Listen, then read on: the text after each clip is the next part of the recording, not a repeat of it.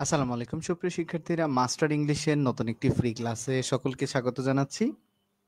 আমরা খুব গুরুত্বপূর্ণ একটি টপিক পড়বো আজকে, right form of verb. Right form verb এত বেশি গুরুত্বপূর্ণ যে এই টপিকটি না পারলে ইংরেজি আসলে কোনো কিছুই পারা যায় না। ঠিক আছে, মানে ইংরেজি রাইট ফর্ম ভার্ব যদি ঠিক না হয় আসলে কোনো বাক্যই ঠিক হবে না।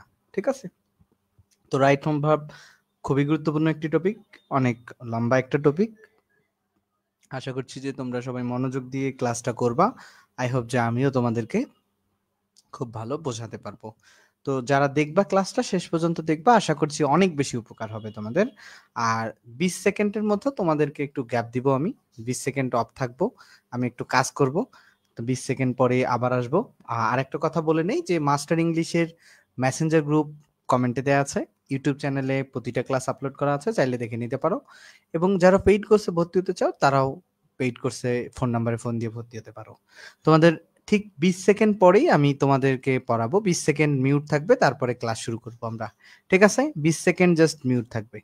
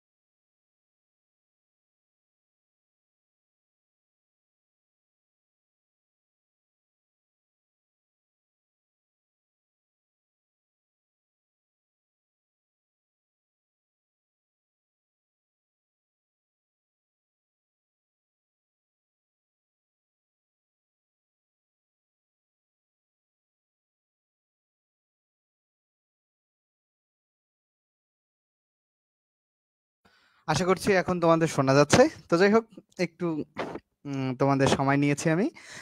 এখন আমরা রাইট ফর্ম ভার্ব পড়বো। যে তো যাই হোক, মাস্টার ইংলিশের এটা ফ্রি ক্লাস এবং রাইট ফর্ম ভার্বের আমরা 471 পৃষ্ঠায় আমরা পাবো। এখানে 10 পৃষ্ঠা বেশি দিতে হয়। 471 পৃষ্ঠায় আমরা দেখতে পাচ্ছি যে রাইট ফর্ম ভার্ব সম্পর্কে আলোচনা আছে মাস্টার ইংলিশের 471 নম্বর পৃষ্ঠায়। আচ্ছা, এখানে সরাসরি রুলস পড়ানো হয়েছে। তো রাইট ফর্ম ভার্বে একটা বিষয় মাথায় রাখবা, আহ, তোমরা যে সাবজেক্ট ভার্ব এগ্রিমেন্ট এটার সাথে খুব জরুরি, সাবজেক্ট ভার্ব এগ্রিমেন্ট এই টপিকটার সাথে জানতে হয়। ঠিক আছে, তো খেয়াল করো, রাইট ফর্ম ভার্বের 1 নম্বর নিয়ম বলছে যে বর্তমানে কোনো কাজ করা বা অভ্যাসগত কর্ম অথবা চিরন্তন সত্য বোঝালে সুনির্দিষ্ট সময় উল্লেখ না থাকে এমন বাক্যে always, often, usually, hardly, seldom, generally, normally, sometimes, occasionally, at times, daily, regularly, frequently, every morning, every day, a week, month, year, time, on holidays, on Friday, Sundays ইত্যাদি থাকলে ভার্বটি প্রেজেন্ট ইনডিফিনিট টেন্সে হবে। তাহলে always, often, usually, hardly, seldom, still ইত্যাদি adverb indefinite টেন্সে subject এবং principal ভার্বের মাঝে বসে। ব্যাপারটা এরকম, ধরো এখানে বলছে কি অলওয়েজ, দেখো অলওয়েজ আই অলওয়েজ অলওয়েজ দেখো I always go to school. খেয়াল করো এইখানে উদাহরণটা খেয়াল করো, আই অলওয়েজ গো টু স্কুলে এই যে আই এবং গো, এই যে সাবজেক্ট এবং প্রিন্সিপাল ভার্বের মাঝে অলওয়েজ একটা অ্যাডভার্ব বসলো। সাবজেক্ট এবং প্রিন্সিপাল ভার্বের মাঝে একটা অ্যাডভার্ব বসলো। সাবজেক্ট এবং প্রিন্সিপাল, সম্রাট বিন মামুন, ওয়ালাইকুম আসসালাম ভাইয়া। দেখো সাবজেক্ট এবং প্রিন্সিপাল ভার্বের মাঝে একটা অ্যাডভার্ব বসে। কোন কোন অ্যাডভার্ব গুলো বসে দেখো, I always go to school, এই যে একটা এখানে সাবজেক্ট এবং প্রিন্সিপাল ভার্বের মাঝে অলওয়েজ বসতে পারে, অফেন বসতে পারে, ইউজুয়ালি বসতে পারে, হার্ডলি, সেলডম এবং স্টিল, এই পাঁচটাই কিন্তু এই জায়গায় বসে। খুব গুরুত্বপূর্ণ এবং মাথায় রাখবা যে সাবজেক্ট এবং প্রিন্সিপাল ভার্বের মাঝে এই পাঁচটা অ্যাডভার্বই সাধারণত বসে, always, often, usually, hardly, seldom, still ইত্যাদি অ্যাডভার্ব গুলো ইনডিফিনিটে। ঠিক আছে, আর সাবজেক্ট এবং প্রিন্সিপাল ভার্বের মাঝে বসে। আর বাকি অ্যাডভার্ব গুলো যে কোনো জায়গায় বসতে পারে, সেগুলো নিয়ে আলাপ নাই, বাট এই এই অ্যাডভার্ব গুলো মাথায় রাখবা। এবং এই এখানে যে শব্দগুলো লিখছি প্রতিটাই সাধারণত অ্যাডভার্ব, এবং প্রতিটা অ্যাডভার্বই যদি বাক্যে দেখো তুমি তাহলে সেটা প্রেজেন্ট ইনডিফিনিট টেন্সে উত্তর করবা। মনে থাকবে ব্যাপারটা? ক্লিয়ার কিনা বলো তো? Clear clear. তাহলে আমরা দেখি প্রেজেন্ট ইনডিফিনিট টেন্সে সাবজেক্ট যদি থার্ড পারসন সিঙ্গুলার থাকলে ভার্বের সাথে এস বাই এস যুক্ত হয়। খুব গুরুত্বপূর্ণ ব্যাপার, সাবজেক্ট থার্ড পারসন সিঙ্গুলার মানে সাবজেক্ট হি হইতে পারে বা শি হইতে পারে বা ইট হইতে পারে বা যে কোনো সিঙ্গুলার নাম, যে কোনো নাম, যে কোনো সিঙ্গুলার নাউন, ঠিক আছে, যে কোনো সিঙ্গুলার নাউন হইতে পারে। যদি এগুলো হয় তাহলে ভার্বের সাথে এস বাই এস। এখন কখন এস আর কখন ইএস এটা গুরুত্বপূর্ণ। যখন ভার্বের শেষে কোনো একটা ভার্বের শেষে যদি CS, SS, double S, X ও জেড থাকে তাহলে সেই ভার্বের ই এর সাথে ইএস যুক্ত হয় এবং অন্যান্য ক্ষেত্রে এস। ব্যাপারটা কি রকম? ব্যাপারটা কি রকম? ধরো একটা ভার্ব নিলাম আমি ক্যাশ, যে হি ক্যাশ, সে এখন দেখো ধরো একটা নিলাম আমি, তো হি যেহেতু থার্ড পারসন সিঙ্গুলার নাম্বার, এই ক্যাশ ভার্বের সাথে এস বা ইএস যে কোনো একটা হবে।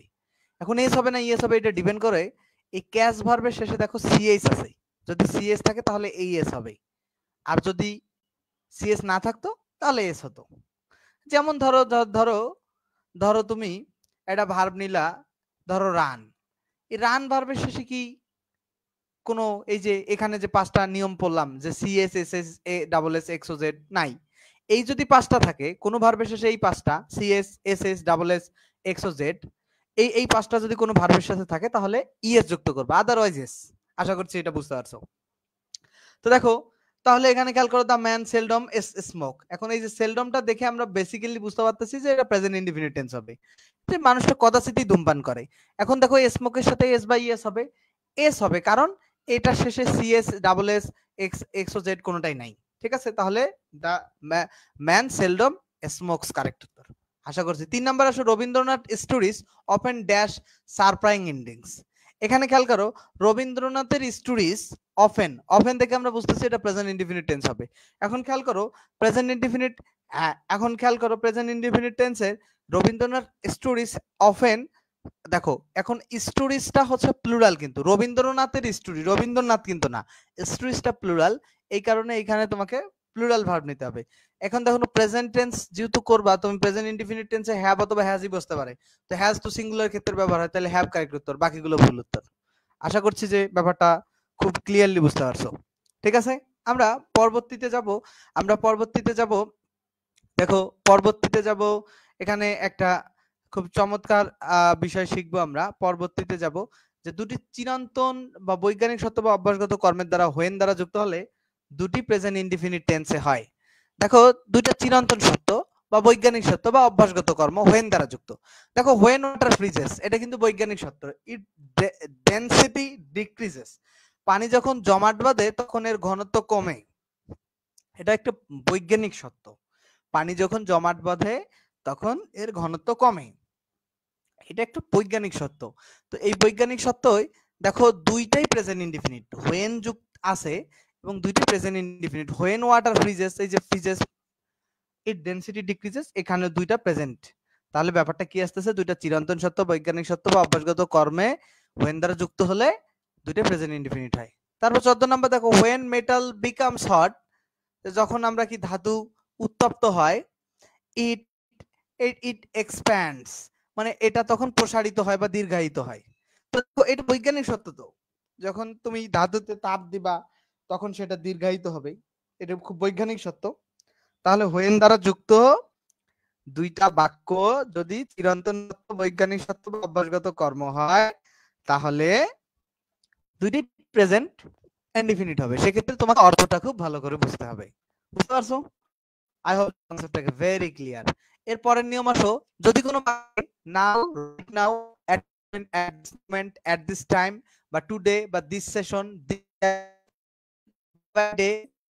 র্যাপিডলি, ইয়ার আফটার ইয়ার ইত্যাদি উল্লেখ বর্তমানে কাজ টেন্সে হয়।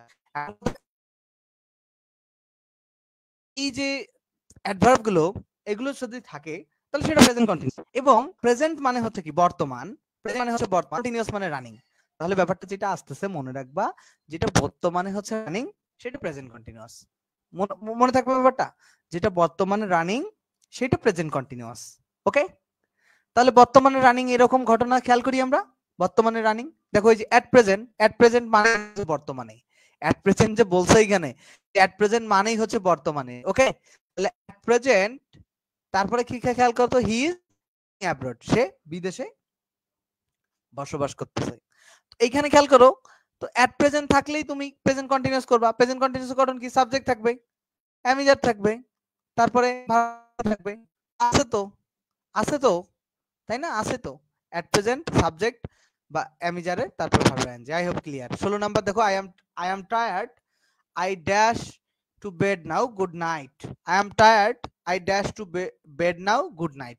এখানে খেয়াল করো, I am tired, এখন দেখো এই যে নাও আছে, নাও দেখে আমরা কি বুঝবো? প্রেজেন্ট কন্টিনিউয়াসে করব। তাহলে এখানে কন্টিনিউয়াস কি? যেহেতু প্রেজেন্টে আছে, প্রেজেন্ট কন্টিনিউয়াস, তাহলে আমি যার আই এর সাথে am বসে, am আর গো ভার্বের আইএনজি করব, I am going। যারা টেন্স গুলো ভালো বোঝো তারা কিন্তু এটা খুব সহজে বুঝতে পারতেছো, এখানে কোনো জটিল কথা নাই। তারপর দেখো, I dash a letter to my sister now, যেহেতু নাও আছে প্রেজেন্ট কন্টিনিউয়াস, প্রেজেন্ট কন্টিনিউয়াস। আচ্ছা, যে সি দ্বারা যখন চোখে দেখা যায় না বরং সাক্ষাৎ করা বা সময় কাটানো, তখন কন্টিনিউয়াস হবে। এই কথাটা মনে রাখবা, সি দ্বারা যখন তুমি চোখে দেখবা, ধরো আই সি ইউ, আমি তোমাকে দেখি, এটা তো আমি তোমাকে চোখে দেখি, এটা চোখে দেখা হলে ওইটার কন্টিনিউয়াস করবা না, এটা ইনডিফিনিটে থাকবে। বাট যখন আমি বলবো যে এই যে doctor Ridwan is busy, he is seeing a patient right now, সে একটা পেশেন্ট দেখতেছে, এখন এই মুহূর্তে একটা সে পেশেন্ট দেখতেছে বা রোগী দেখতেছে, এইখানে রোগী দেখা মানে রোগীকে চোখে দেখা না, এখানে রোগীর সাথে সে সময় কাটাচ্ছে, সময় কাটাতে মানে চিকিৎসা দিচ্ছে রোগীকে, ঠিক আছে? ব্যাপারটা মাথায় রাখতে হবে, এখানে রোগী দেখা মানে চোখে দেখা না, রোগী দেখা মানে সময় কাটানো, রোগীর সাথে রোগীকে ট্রিটমেন্ট দেয়া।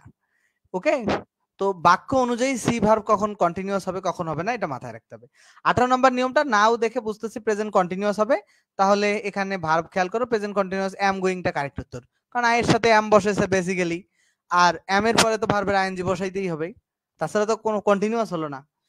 সেম হচ্ছে 19 নম্বর প্রশ্নটাও তাই, Jamil, Jamil dash to school today, খেয়াল করো, এখন দেখো প্রশ্নটা সলভ দেখো, Jamil dash to school today, এখানে খেয়াল করো, ইজ নট গো এইরকম কখনো হতেই পারে না, ইজ নট গো এটা হয় না, ইজ নট গোয়িং হয়, ঠিক আছে? নটটা একটা বসালাই তুমি, ইজ নট গোয়িং হতে পারে, ওকে? আর নট গোয়িং এগুলো এগুলো কিছুই হয় না, এগুলো এইগুলো হয় না, ওকে? এখানে ফাইনাইট ভার্ব প্রয়োজন, এবং যে সে আজ কি করতেছে? স্কুলে যাচ্ছে, হ্যাঁ? তো এই যে ইজ, জামিল ইজ, নটটা বাদ দাও, is going to school, Jamil স্কুলে যাচ্ছে, তো স্কুলে যাচ্ছে না সে, আজ স্কুলে যাচ্ছে না বলতেই পারো তুমি, ঠিক আছে? Continuous tense. তো তারপরে দেখো যে it's 10 AM now, the sun dash in the eastern sky, দেখো সানটা কিন্তু মানে আলো কিরণ দিতেছে, দেওয়াটা কিন্তু রানিং, 10টা বাজতেছে এবং সে কিন্তু ইস্টার্ন স্কাই কি করতেছে? শাইনিং করতেছে, the sun is shining in the eastern sky. তারপর দেখো, the baby dash because it is hungry now, এখন নাও দেখতেছো তোমাকে কন্টিনিউয়াস করতে হবে, আর বাচ্চাটা হাংরি হলেই তো কাঁদবে, ক্রাই যেহেতু আছে, তাহলে the baby is crying correct উত্তর, ঠিক আছে? আশা করছি এটা বুঝতে পারছো তোমরা। আমরা পরবর্তীতে আরেকটা নতুন একটা রুলস আমরা শিখবো, আমরা নতুন আরেকটা রুলস শিখি। নতুন রুলসটা হচ্ছে কি, প্রেজেন্ট টেন্স থাকবে, হোয়াইল থাকবে, প্রেজেন্ট ইনডিফিনিট এবং কন্টিনিউয়াস থাকবে। ব্যাপারটা খেয়াল করো, present tense, while, present indefinite বা continuous, do not go out while it rains. দেখো এই যে present tense, do not go out, আর প্রেজেন্ট টেন্স না, তারপর হোয়াইল আছে না, তারপর প্রেজেন্ট ইনডিফিনিট বা কন্টিনিউয়াস এরকম একটা হতে পারে। আচ্ছা, আশা করছি এইবার পর্যন্ত ক্লিয়ার। আমরা পরবর্তী নিকট ভবিষ্যতে ঘটতে যাচ্ছে এমন কাজ নির্দেশ করতে টেন্স ব্যবহৃত হয়। নিকট ভবিষ্যতে, ধরো আমি আগামীকাল একটা নতুন ক্লাস নিতে যাচ্ছি, এটা নিকট ভবিষ্যতে হলো কিনা? আমি আগামীকাল একটা নতুন ক্লাস নিতে যাচ্ছি, এটা নিকট ভবিষ্যৎ হলো কিনা এটা আমাকে বলো। আমি আগামীকাল একটা নতুন ক্লাস নিতে যাচ্ছি, এটা তো নিকট ভবিষ্যতে ডেফিনেটলি। তো এই যে নিকট ভবিষ্যতে কোনো কিছু বোঝালে তখন সেটা প্রেজেন্ট কন্টিনিউয়াস টেন্সে করতে হয়।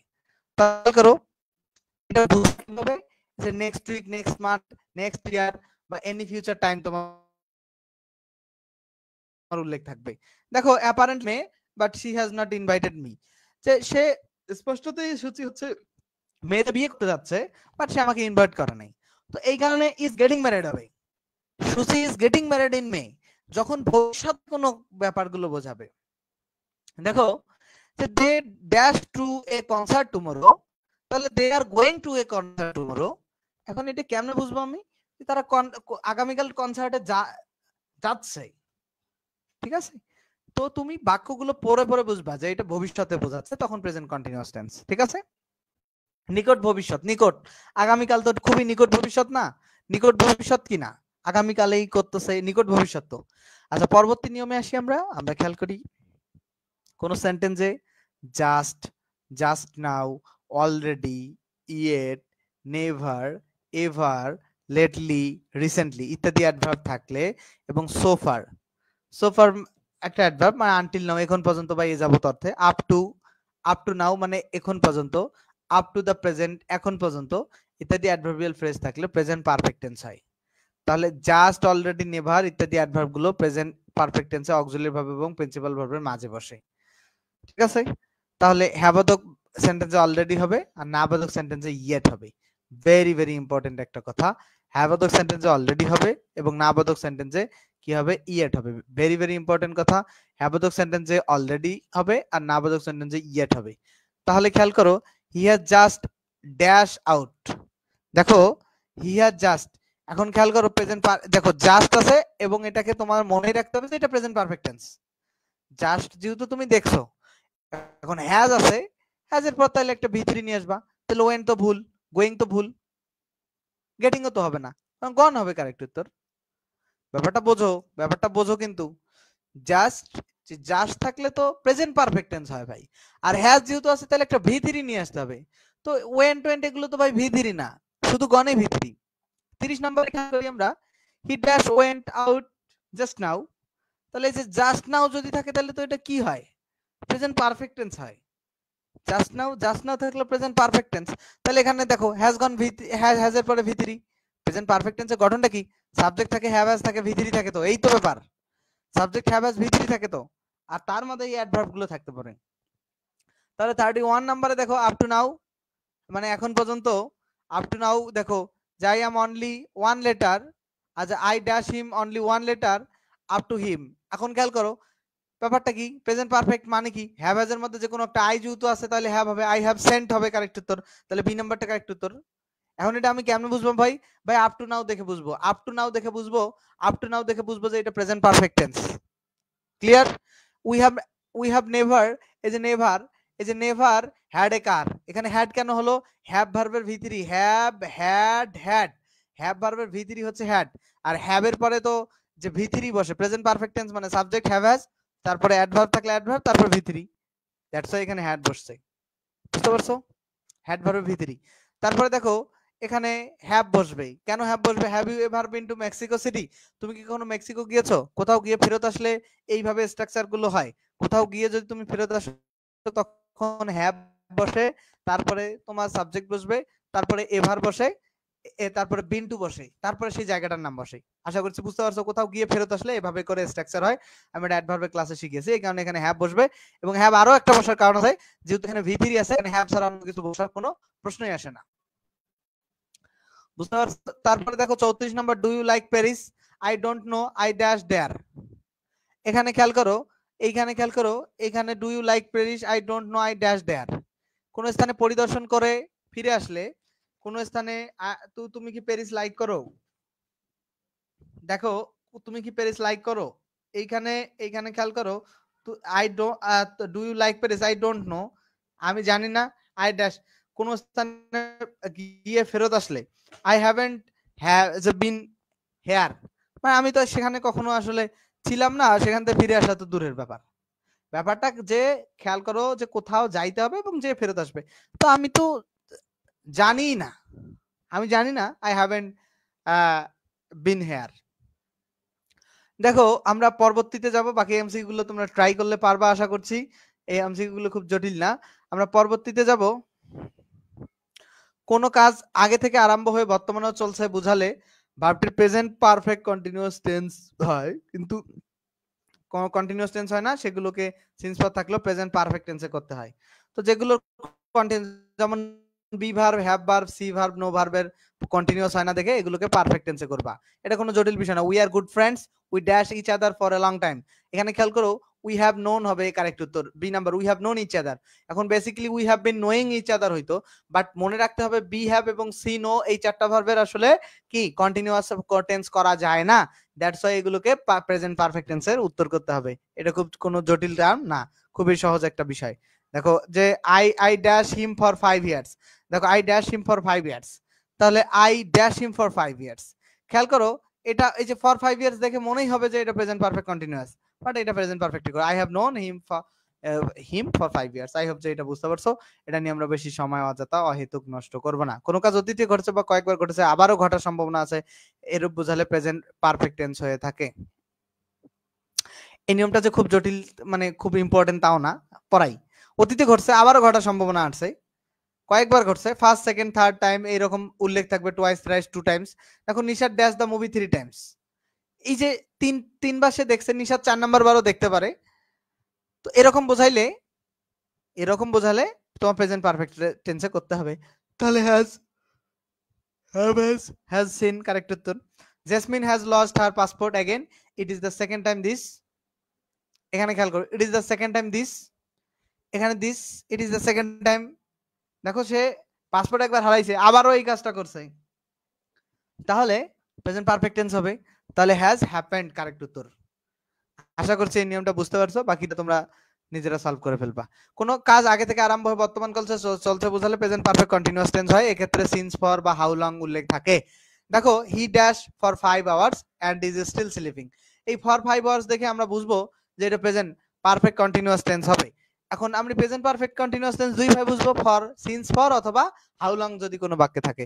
তো ফর সিন্স ফর আছে যেহেতু, তাহলে এটা প্রেজেন্ট পারফেক্ট করব। এই যে গঠনটা জাস্ট ডি নাম্বারটা কারেক্ট উত্তর। We are dash English since hour childhood. এখন খেয়াল করো সিন্স আছে, তাহলে আমরা কি করব, সিন্স দেখে আমি বুঝে ফেলবো যে এটা প্রেজেন্ট পারফেক্ট কন্টিনিউয়াস, তাহলে হ্যাভ বিন লার্নিং কারেক্ট উত্তর। উই এর এটা টেন্সের গঠনগুলো তো তোমাদেরকে শিখতে হবে, কারণ টেন্সের গঠন তো আমি এখানে পড়ানোর কথা না, টেন্সের গঠন তো টেন্সের ক্লাসে পড়ানোর কথা।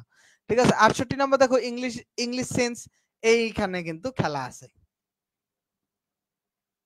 দেখো English since I was 12, English since I was 12, English since I was 12।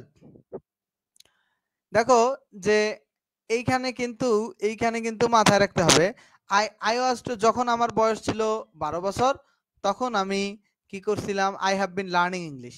এখন দেখো এখানে I have been learning English since আছে, সিন্স দেখেই তোমাকে বুঝতে হবে এটা প্রেজেন্ট পারফেক্ট টেন্সে করতে হবে। ঠিক আছে, সরি প্রেজেন্ট পারফেক্ট কন্টিনিউয়াস টেন্সে করতে হবে। তোমাদের মূল কাজ হচ্ছে রাইট ফ্রম ভার্বের, আমরা আজকে শুধু প্রেজেন্ট টেন্সের যে নিয়মগুলো সেগুলো শিখে ফেললাম। তোমরা এই ক্লাসটা আবার দেখবা যারা ফেসবুকে দেখতেছো, এবং ক্লাসগুলো ইউটিউবে ধীরে ধীরে একের পর এক আপলোড দেওয়া হবে। আর এর থেকেও খুব ভালোভাবে আরো ডিটেলস ধরে ধরে আমাদের পেইড ব্যাচে পড়ানো হয়। তোমরা চাইলে ভর্তি হতে পারো 01707442501 এই নাম্বারে কল দিয়ে। একবার ভর্তি হলে আজীবন ক্লাস করা যাবে, এবং 0 থেকে বেসিক ইংলিশ কোর্সটা ফ্রি। মাস্টার ইংলিশের সব এমসিকিউ প্লাস গ্রামার তুমি পাবা। জুমে লাইভ ক্লাস এবং ফেসবুক লাইভ এবং ক্লাস মিস গেলে রেকর্ড ক্লাস। বিশেষ আকর্ষণ জুমে ক্লাস এবং কথা বলা যাবে। বইটা শেষ হতে যত ক্লাস লাগে পাবা। মাত্র হচ্ছে 510 টাকা কোর্স ফি। 0 থেকে বেসিক ইংলিশ কোর্স হচ্ছে ফ্রিতে, আজীবন ক্লাস থাকবে। ভর্তি হতে 01707442501 এই নম্বরে কল দিবা। এখন আরো যদি তুমি ক্লাস দেখতে চাও 35+ ক্লাস ইউটিউবে আপলোড করা আছে, তুমি প্রতিটা ক্লাস দেখে সিদ্ধান্ত নিতে পারো। ভালো থাকবে সকলেই। আগামীকালও রাত 10টার সময় ক্লাস হবে ইনশাআল্লাহ। ধন্যবাদ সকলকে।